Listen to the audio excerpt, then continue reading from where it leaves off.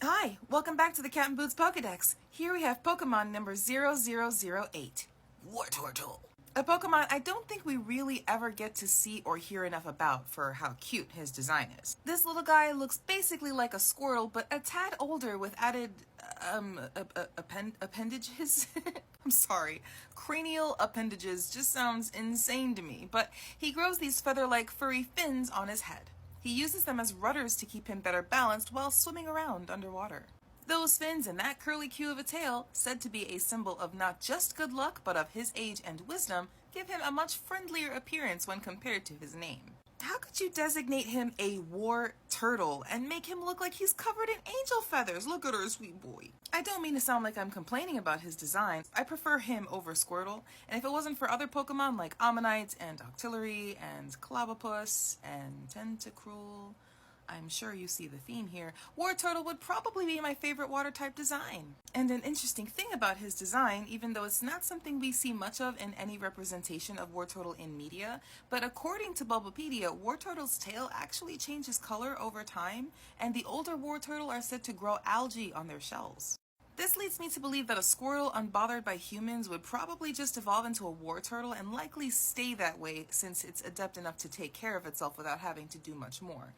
In my head, since Squirtle tend to hang out in colonies, maybe only one or two of them ever actually make it to Blastoise, and they take on the role as leader. So there are probably quite a few Wartortle out there just chillin' with mossy backs and dark tails.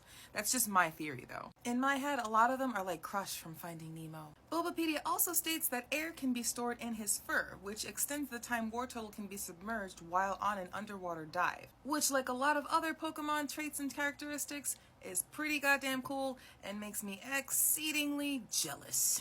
Moving on to Stoll's studies, he states that Wartortle develops a pressurized water storage system apart from his lungs in this stage. There are two organs that run down the length of the shell on his back and are the beginnings of what eventually develops into Blastoise's huge water jets. It's so interesting to see how Stoll ties these evolutions together with these little teeny tiny changes. But that also means he probably has several systems in place to explain how Water Gun works depending on the Pokemon. It's impressive if you ask me. Stoll also states that because of Wartortle's size and beefiness, he actually finds it easier to live on land as opposed to sticking to the ocean. But when they do, they typically rely on a diet comprised mostly of Tentacool and other smaller Pokemon as they are immune to their poisonous stings. This kind of hunting is also put to use by Pokemon trainers in coastal towns and cities to keep the water safe for humans to swim in. How interesting is that? We've got firefighters and lifeguards. I wonder if Blastoise ends up having some kind of common career too.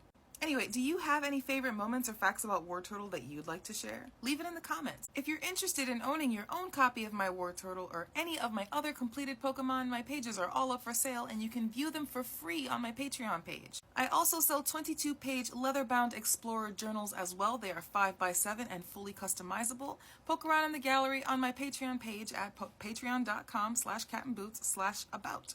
That's it for now though. If you like my Pokemon content, give the screen a little double tap to let me know and consider following for more. I also post other art, poems, and short stories. That being said, thank you for joining me on my journey to 1,000 followers here on TikTok, and have an awesome day.